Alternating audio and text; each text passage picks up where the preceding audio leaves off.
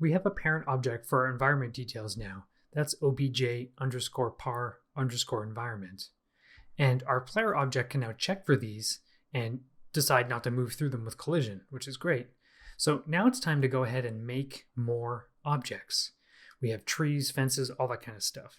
So let's just go ahead in the asset browser, go ahead and right click, choose create, and choose object. And we're going to make the tree first. Let's rename this obj_tree01. What you name it isn't really important, but that's what I'm calling it. Now, in the object editor, let's choose parent. And where it says no object, let's click through and find our parent object, which is that environment object, obj_par_environment. That makes this the parent of our new tree object, which is the same as what we did with our barrel. So everything that applies to our parent object now applies to our tree. Next, we need to attach the sprite for the tree. So let's go ahead and click on no sprite and find that tree sprite, which is here, spr_tree01. One thing we haven't done yet, though, is adjust the collision mask and origin point for that tree sprite. So we should do that now.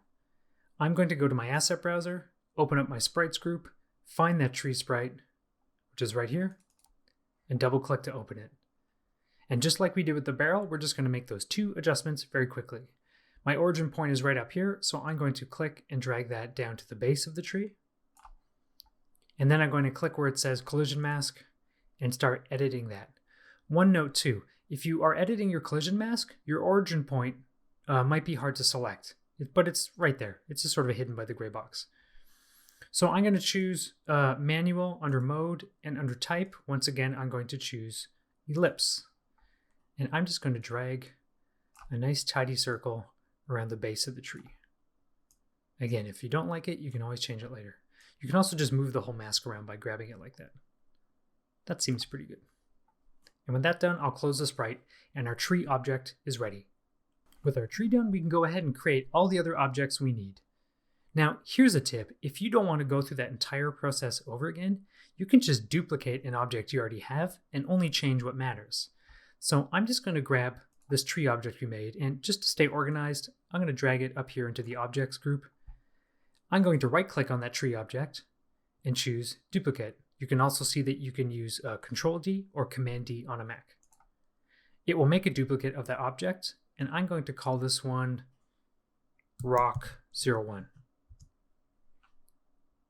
Then I'm going to double click on that new object, and you'll see it's already got that obj_par_environment parent object attached, so I don't need to worry about that. All I need to do here then is change the sprite. So I'll click on where it has the sprite for the tree, go into my sprites group, and find the sprite I want, which is spr_rock01. Next, I'm going to go to that sprite, which is the rock, and adjust its origin point and collision mask. So I'm going to drag this into the bottom middle. That looks about right. I can always fix it later. And we're going to fix that collision mask. Now you might want either an ellipse or a rectangle here, depending on what seems to make sense. Let's try the ellipse and see if it works. If it doesn't, we'll change it. That looks pretty good. I'm just going to make it a little larger though, so the player can't sort of walk into it. I like that. So with that done, I'm just going to go ahead and close that sprite. So let's go ahead and make all of the other objects next. I'm going to duplicate the ones I have and just use those as a starting point.